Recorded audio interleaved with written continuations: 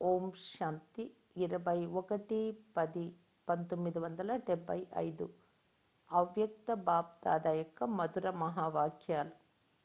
బేహద్దు వైరాగ్య వృత్తియే విశ్వ పరివర్తనకు ఆధారం.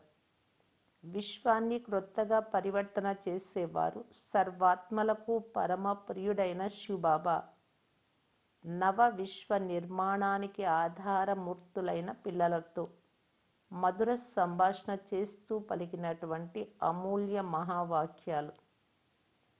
అందరూ క్రొత్త ప్రపంచం తీసుకురావడానికి నిమిత్తంగా అయ్యారు కదా. క్రొత్త ప్రపంచం ఎప్పుడు వస్తుందో అని అందరూ ఎదురు చూస్తున్నారు. క్రొత్త ప్రపంచం ఏ తిథి తారీఖున వస్తుందో తెలిస్తే బాగుండును అని అందరికీ సంకల్పం ఉంది. మరి ఆ తిథి తారీఖు తెలుస్తుందా?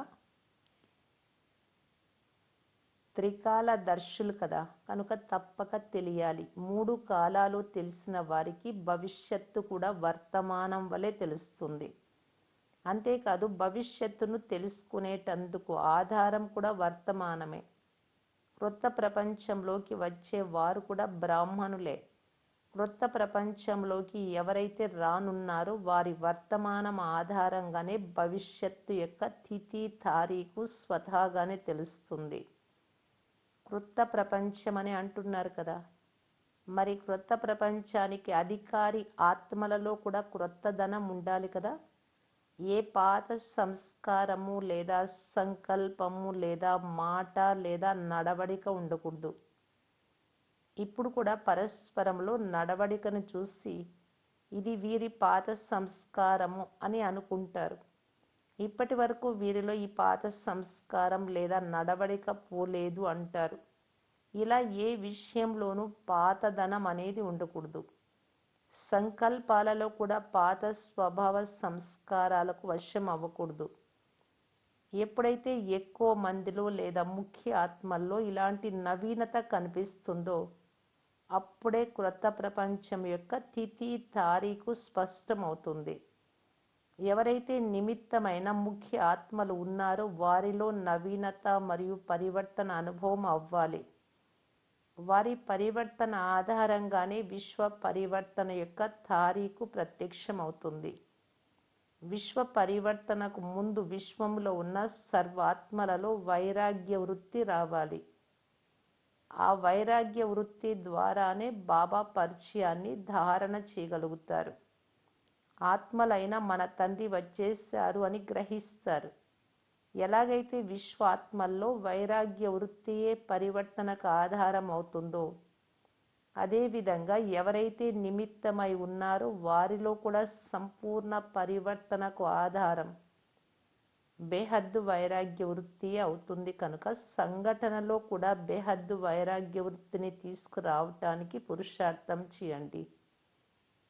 ఒకరికొకరు తోడుగా సహయోగిగా అవ్వండి.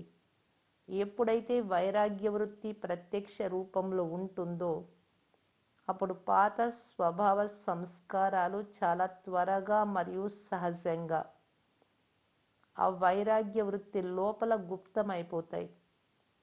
ఏమవుతుందో అని అందరూ ఆలోచిస్తున్నారు కదా. పాతదనం అంతా మర్చిపోతారు. మనిషికి ఎప్పుడైతే హద్దులోని వైరాగ్యం వస్తుందో అప్పుడు పాత ఆకర్షణల యొక్క సంస్కారాలు మరియు స్వభావము మొదలైనవన్నీ సమాప్తం అవ్వటానికి వైరాగ్య వృత్తియే ఆధారం అవుతుంది. దీని ద్వారానే మార్పు వస్తుంది. ఇప్పుడు ఇలాంటి భూమిని తయారు చేయండి. బేహద్దు వైరాగ్యం యొక్క సంఘటన తయారు చేయండి. వారి తరంగాలు మరియు వాయుమండలము ద్వారా ఇతర ఆత్మలలో కూడా సంస్కారం ప్రత్యక్షం అవ్వాలి. ఎలాగైతే సేవాదారుల సంఘటన ఉంటుందో అలాగే బేహద్దు వైరాగుల సంఘటన గట్టిగా ఉండాలి. వారిని చూస్తూనే ఇతర ఆత్మలకు కూడా అలాంటి తరంగాలు రావాలి. ఒకవైపు బేహద్దు వైరాగ్యం ఉండాలి, మరోవైపు బాబా సమానంగా బాబా ప్రేమలో లౌలీనమై ఉండాలి. అప్పుడే బేహద్దు వైరాగ్యం వస్తుంది. అలాంటి వారు ఒక్క సెకండ్ కూడా మరి ఒక్క సంకల్పంలో కూడా ఈ లౌలీని స్థితి నుండి క్రిందికి రారు. అలాంటి ప్రియమైన తండ్రి యొక్క ప్రియమైన పిల్లల సంఘటన కావాలి. ఆ సంఘటనను ప్రియమైన సంఘటన అంటారు.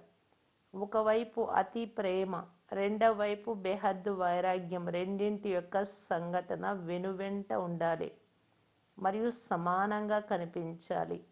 ఇలాంటి సంఘటనను తయారు చేయండి. అప్పుడు తారీఖు స్పష్టంగా కనిపిస్తుంది. ఈ సంఘటనయే తారీఖును ప్రసిద్ధం చేస్తుంది. అచ్చా. ఓం శాంతి.